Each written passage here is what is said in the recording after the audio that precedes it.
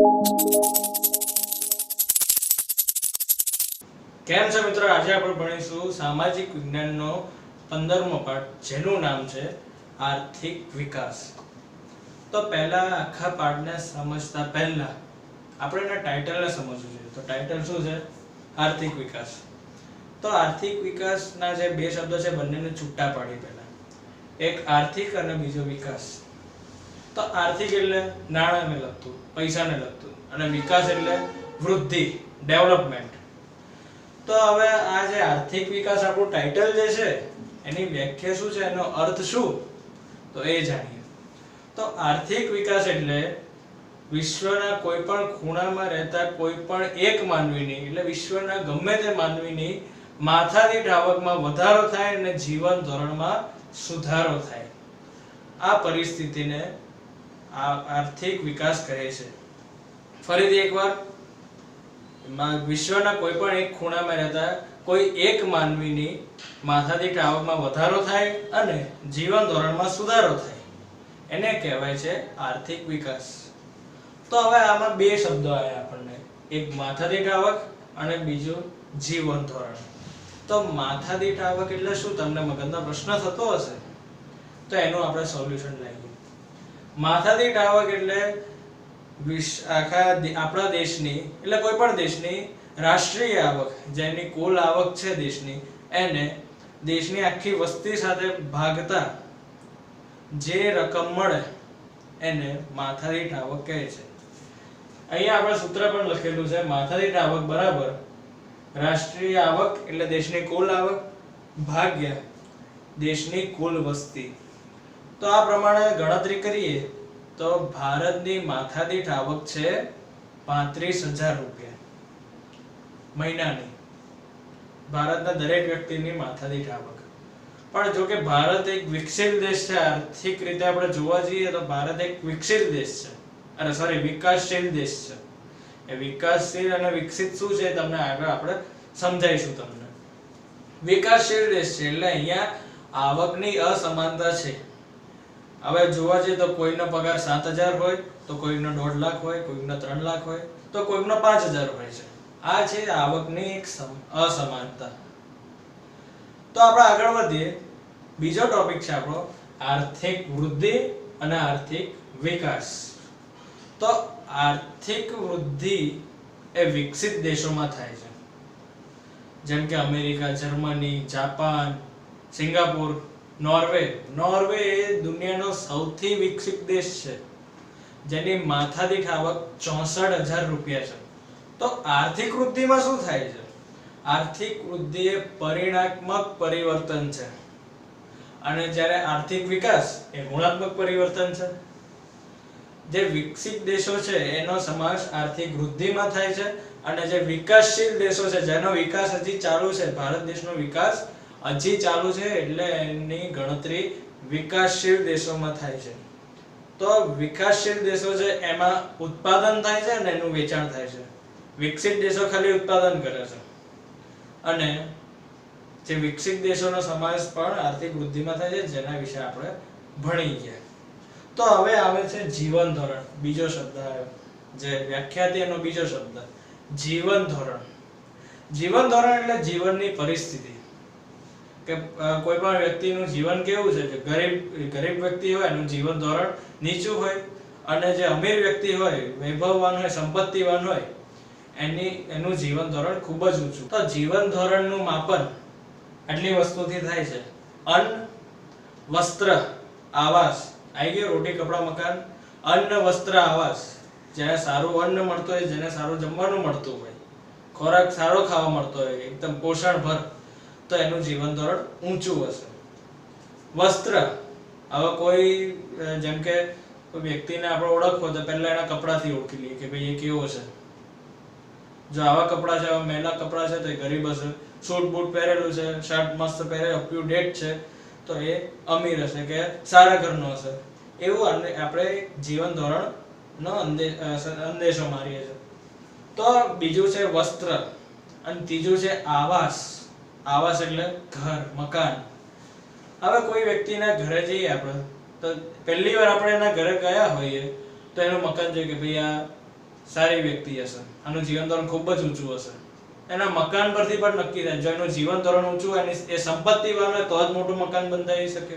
અને જો કોઈ આપણે ગરીબના ઘરે જઈએ, કોઈ ઝોપડપટ્ટી હોય તો આપણે કહી શકીએ કે ભાઈ એનું જીવન ધોરણ નીચું હશે. અન્ન, વસ્ત્ર, આવાસ, આ 3 ટોપિક પત્યા. હવે ચોથો ટોપિક છે મનોરંજન. તો મનોરંજનની વાત કરવામાં તો કોઈ ખૂબ જ ગરીબ વ્યક્તિ હોય એ ફિલ્મ જોવા ના જઈ શકે, જેની અત્યારે 100 થી 150 રૂપિયા ટિકિટ છે. પણ કોઈ જે અમીર વ્યક્તિ છે કે મિડલ ક્લાસ વ્યક્તિ છે એ ફિલ્મ જોવા જઈ શકે છે, કે કોઈ પણ મનોરંજનનું સાધન માણી શકે છે. જેમ કે ઇમેજિકા છે, એફએલ વર્લ્ડ છે, એસએફ વર્લ્ડ છે, એ આ બધા મનોરંજનના સાધનો એ માણી શકે છે. તો મનોરંજન થઈ ગયું. હવે છે શિક્ષણ. તો કોઈ અમીર વ્યક્તિ છે, એનો બાળક કોઈ સારી સ્કૂલમાં ભણે છે, દુર્ગા છે, ડિવાઇન બર્ડ છે, કે કોઈ પણ સારી સ્કૂલ, આમ હાઈફાઈ. અને જ્યારે કોઈ ગરીબ વ્યક્તિ હોય તો એ મ્યુનિસિપાલિટીમાં ભણે છે, મ્યુનિસિપલ સરકારી સ્કૂલમાં ભણે છે. પ્લસ જેનું જીવન ધોરણ ઊંચું હોય, ટ્યુશનના પૈસા પણ ખર્ચી શકે છે, કે ભાઈ આવો કોઈ સારો મોબાઈલ કે લેપટોપ લઈને મારા જેવા કોઈ વ્યક્તિનું એક લેક્ચર સંભળાવી શકે છે. પણ જે ગરીબ વ્યક્તિ છે એની જોડે તો મોબાઈલ નહીં, પૈસા ના હોય. તો આ રીતે શિક્ષણથી પણ જીવન ધોરણ નક્કી થાય છે, કે ભાઈ આને અમીર વ્યક્તિને કેટલું શિક્ષણ મળે છે, ગરીબ વ્યક્તિને કેટલું શિક્ષણ મળે છે, એ પ્રમાણે પણ જીવન ધોરણ નક્કી થતું હોય છે. અને છેલ્લો ટોપિક છે છઠ્ઠો આપણો, એ છે આરોગ્ય. હવે જેનું જીવન ધોરણ ઊંચું હોય, સંપત્તિવાન તો હોય જ. તો જે સંપત્તિવાન વ્યક્તિ છે એને કોઈ પણ મોટી બીમારી થાય, જેમ કે સમજી લો હાર્ટ એટેક આવે, તે કોઈ પણ સારામાં સારી હોસ્પિટલમાં જઈને ભલે લાખો રૂપિયાનું ઓપરેશન થશે, છતાં એ સારામાં સારી હોસ્પિટલમાં જઈને પોતાનો ઈલાજ કરાવી શકશે. સંપત્તિવાન એટલે તો 1.5 લાખ 2 લાખ એટલા ખર્ચી જ મારે. તો એ ગમે તેટલા રૂપિયા થતા હોય, કરોડો રૂપિયા થતા, તો એ જેની જોડે સંપત્તિ હોય, પૈસા હોય, એ પોતાનો ઈલાજ કરાવી શકે છે, પોતાના આરોગ્યનું ધ્યાન મોંઘી રીતે રાખી શકે છે. પણ જ્યારે કોઈ ગરીબ વ્યક્તિ હોય, એવા ઘણા બધા કેસ બને કે પૈસા ન હોવાથી ઘણા લોકોનું મૃત્યુ પણ થાય છે. જેમ કે કોઈ વ્યક્તિનો ગંભીર બીમારી છે, પણ એની જોડે એના ઈલાજના પૈસા નથી, એની સારવારના પૈસા નથી, તો એને છેલ્લે પોતાનો જીવ પણ ગુમાવવો પડે છે. તો આ તો જીવન ધોરણ. હવે આપણો આગળનો ટોપિક છે વિકાસશીલ દેશોનું અર્થતંત્ર. જે વિકાસશીલ દેશો છે, આ વિકાસશીલની વાત કરવામાં તો એક વાત કહું, શ્રીલંકાનું જે HDI છે, એટલે કે હ્યુમન ડેવલપમેન્ટ આઈડીટી, જેના માનવ વિકાસાંક, જેના વિશે આપણે આગળ ભણવામાં આવશે 18મા 19મા ચેપ્ટરમાં. તો એ શ્રીલંકા આટલો દેશ પણ આપણાથી આગળ છે. અને એના કરતા પણ હું નીચી વાત કહું, જે માલદીવના નાના નાના ટાપુ છે ને, એનો માનવ વિકાસાંક આપણાથી આગળ છે. તો એ બધું છોડીને અત્યારે વિકાસશીલ દેશોનું અર્થતંત્ર કઈ રીતે ચાલે છે, શેનાથી નક્કી થાય છે, એના પર આપણે એક નજર મારીએ. તો વિશ્વ બેંકે ઈસવીસન 2004માં એવું જાહેર કર્યું કે જે દેશની માથાદીઠ આવક આપણે આગળ સમજી ગયા કે દેશની કુલ આવકને દેશની કુલ વસ્તી વડે ભાગતા જે આંકડો મળે એને માથાદીઠ આવક કહે છે. તો વિશ્વ બેંકે એવું જાહેર કર્યું કે 2004માં જે દેશની માથાદીઠ આવક $735 એટલે કે 51,450 રૂપિયાથી નીચી હોય, એ વિકાસશીલ દેશમાં ગણાશે. હવે ભારતની માથાદીઠ આવક છે 35,000 અને અહીંયા વાત કરવામાં આવી છે 51,450. તો એ પ્રમાણે જોવા જઈએ તો ભારત વિકાસશીલ દેશ છે. તો એના અમુક આપણને ટોપિક પણ આપ્યા છે. તો એનો પહેલો ટોપિક છે નીચી માથાદીઠ આવક. ભારતની માથાદીઠ આવક આમ તો જોવા જઈએ તો નીચી જ કહેવાય, 35,000 એટલે. અને જે વિકાસશીલ દેશ, વિકસિત દેશ છે પહેલા નંબરનો, એની આવક આના કરતા ડબલ તો ના કહેવાય, પણ એની આસપાસ છે 64,000 રૂપિયા. તો નીચી માથાદીઠ આવક, જે દેશની રાષ્ટ્રીય આવક ખૂબ જ નીચી હોય, તો એની માથાદીઠ આવક પણ નીચી જશે, જેનાથી તે દેશમાં રહેતા લોકોની નું જીવન ધોરણ પણ ખૂબ જ નીચું હશે. તો આ રીતે પહેલો મુદ્દો છે નીચી માથાદીઠ આવક. કારણ કે જે દેશની આખી રાષ્ટ્રીય આવક ઓછી હોય તો એનું જે માથાદીઠ આવક એ પણ ઓછી જ હશે ને. તો હવે આગળ વધીએ બીજા મુદ્દા પર. બીજો મુદ્દો છે વસ્તી વૃદ્ધિ. તો ભારત વિશે કહીએ તો ભારત માટે એવું કહેવાય છે કે એક વર્ષમાં આખું ઓસ્ટ્રેલિયા પેદા કરે છે. ઓસ્ટ્રેલિયાની જે સાઈઝ છે એ ભારત કરતા બમણી છે, પણ એની વસ્તી ખાલી 2-2.5 કરોડ છે. અને જેટલી એની વસ્તી છે ને એટલો આપણો અહીંયાનો દર વર્ષનો જન્મ દર છે. દર વર્ષે અહીંયા 2 થી 2.5 કરોડ જેટલા બાળકોનો જન્મ થાય છે. માટે આવા દેશોમાં 2% વસ્તી વૃદ્ધિ જોવા મળે છે. હવે ત્રીજો મુદ્દો છે કૃષિ ક્ષેત્રે અવલંબન. તો આવા વિકસશીલ દેશોમાં ખેતી મુખ્ય પ્રવૃત્તિ છે. ભારતમાં 60% લોકો ખેતી કરે છે, બાકીના 40% નોકરી, ધંધો, બિઝનેસ એ બધું. તો આખા ભારત દેશમાં 60% લોકો ખેતી કરે છે અને એના માટે જે ભાગ છે સરકાર દ્વારા ભાગ પાડવામાં આવે છે એ છે ખાલી 25%. હવે ક્યાં 60% અને ક્યાં 25%? એટલે આવા દેશોમાં, વિકાસશીલ દેશોમાં આવી અસમાનતા જોવા મળે છે. તો હવે આગળ આવે છે બેરોજગારી. બેરોજગારી એટલે જેની જોડે કોઈ નોકરી ના હોય, કામ ધંધો ના હોય, એને બેરોજગાર કહેવાય છે. અને આવા બેરોજગારો દ્વારા ઊભી થતી પરિસ્થિતિને બેરોજગારી કહે છે.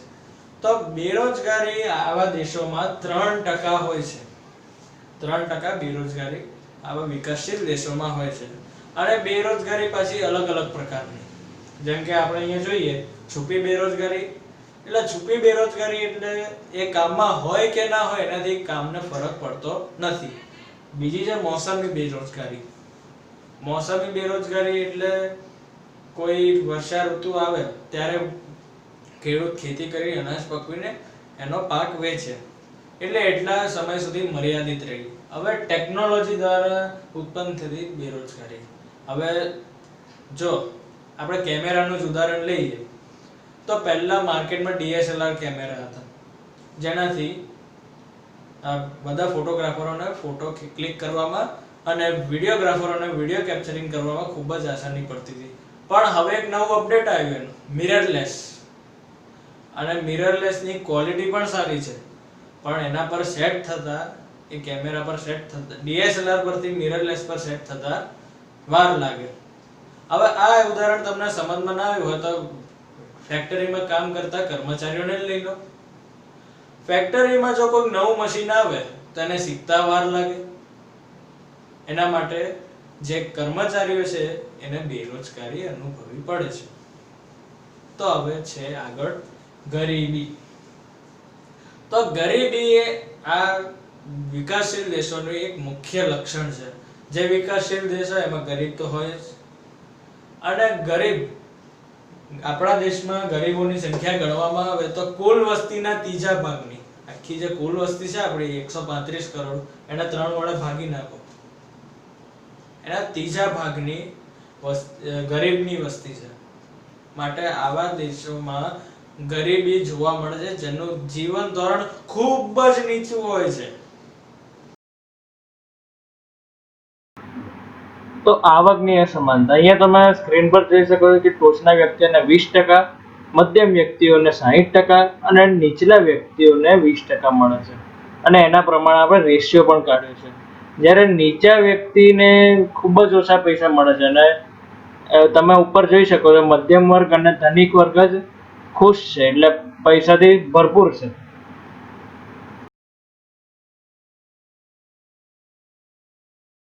હવે છે આપણો આગળનો ટોપિક, એ છે દ્વિમુખી અર્થતંત્ર.